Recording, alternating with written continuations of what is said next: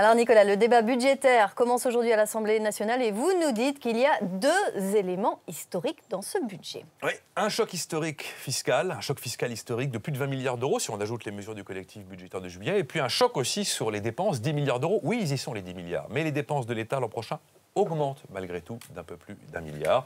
Donc elles ne baissent pas les dépenses, pourtant il y a bien les 10 milliards d'économies. Il y aura aussi 6200 embauches nettes de fonctionnaires l'an prochain. Et vous nous dites qu'il y a un grand absent. Oui, on avait parlé d'une fiscalité spéciale pour les PME. Bon, c'est pas génial de faire des fiscalités en fonction des tailles d'entreprise, mais c'était un signe de compétitivité. C'était une promesse de François Hollande. Elle est absente des écrans radars de cette loi de finances. On nous ment aussi.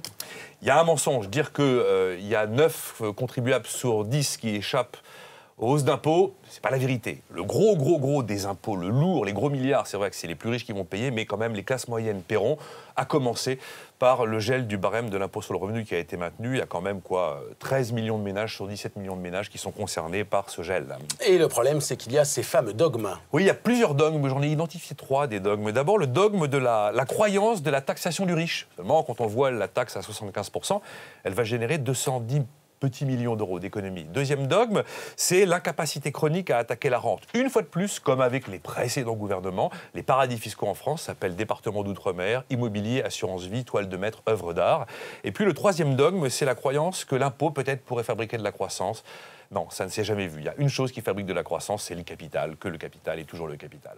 Oui, ça va presque vous donner envie de faire la toupie, ça. Vous nous dites qu'il y a de très bonnes choses. De très bonnes choses. Le statut de jeune entreprise innovante est préservé, le crédit d'impôt recherche est préservé, et la réduction d'ISF pour ceux qui investissent dans une PME est préservée. De très bonnes choses, mais une faute lourde. Une faute très lourde, la taxation du capital sur le travail. Le capital, qu'est-ce que c'est? C'est de l'épargne. L'épargne, qu'est-ce que c'est? Du revenu du travail, qui est déjà passé par la case impôt sur le revenu. Et entre les revenus du travail et du capital, il y a quand même le coût du risque, malgré tout. Alors, Jean-Marc Ayrault ne peut pas me dire hier que la compétitivité va venir de l'innovation, si en même temps, eh bien, il tape sur la matière première de l'innovation, qui est le capital. On ne peut pas préserver les fontaines comme l'ISF PME, les fontaines d'investissement, mais couper l'eau, ça ne marche pas. Et en conclusion, il y a une inconnue. Oui, c'est le coup d'après. C'est quoi la France en 2014? Je ne sais pas. Dans quoi on va investir? Quels seront les secteurs porteurs d'avenir? Je ne sais pas. J'ai comme d'habitude finalement un exécutif qui a une vision comptable des choses sans véritable stratégie. Peut-être une stratégie à l'horizon 2014 pour les municipales. Mais il y a un truc qui me frappe, c'est que mon pays aujourd'hui en zone euro est le seul qui se permet d'augmenter la dépense publique et de recruter des agents publics.